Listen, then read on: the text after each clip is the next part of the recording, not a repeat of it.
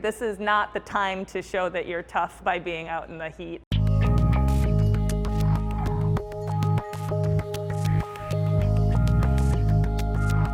Heat contributes to actually a very large number of deaths in this country, and it's pretty scary. So I'm glad that people are aware and starting to wonder what they can do to keep themselves healthy.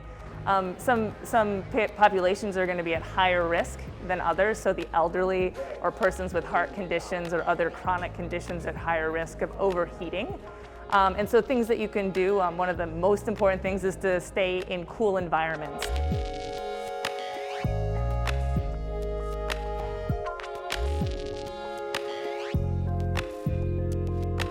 We recommend that patients and families and community members don't rely on just fans, because that actually, while fans are fine, if you can do more than fans, that's going to make a bigger difference. Being in a hot room that's just circulating hot air doesn't actually cool you, unfortunately.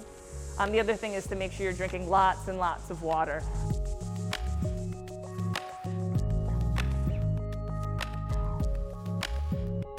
I think the most common heat-related illness, of course, is just dehydration. And I shouldn't say just, it's not just dehydration.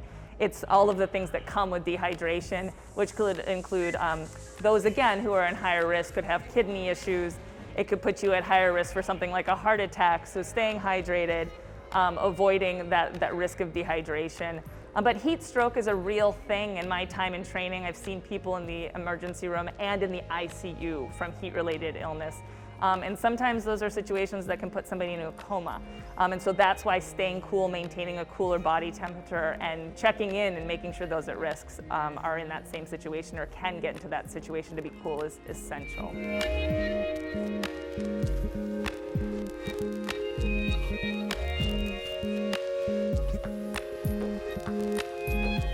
Make sure you have cool water, pack frozen water bottles so that it can thaw during the day. Give yourself like a washcloth that can be kept wet to cool yourself down.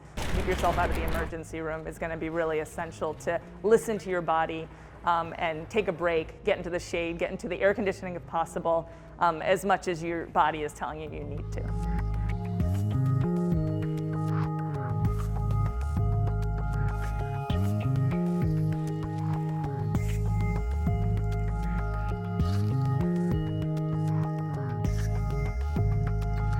Actually, young children are also part of the high-risk group because their bodies are smaller, they can't pass the heat out of their systems as easily, so they're definitely a higher risk, especially our very small ones.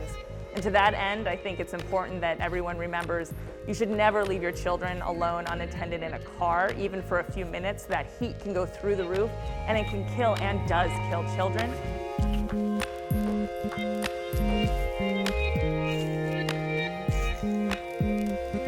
So for kids, this is a great time if you have opportunity to do water play. A lot of Philadelphia's parks have fantastic opportunities to have water play, spray grounds. The Philadelphia public pools are an incredible situation, or opportunity to get your kids out, get some of that energy out.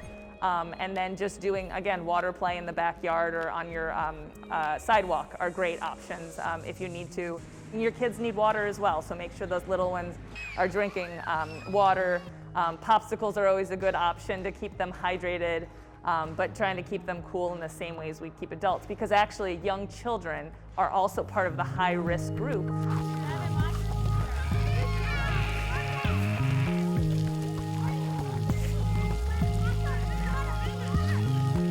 And the last thing we recommend is checking in on your neighbors, your family, your friends who are higher risk to make sure that they're safe.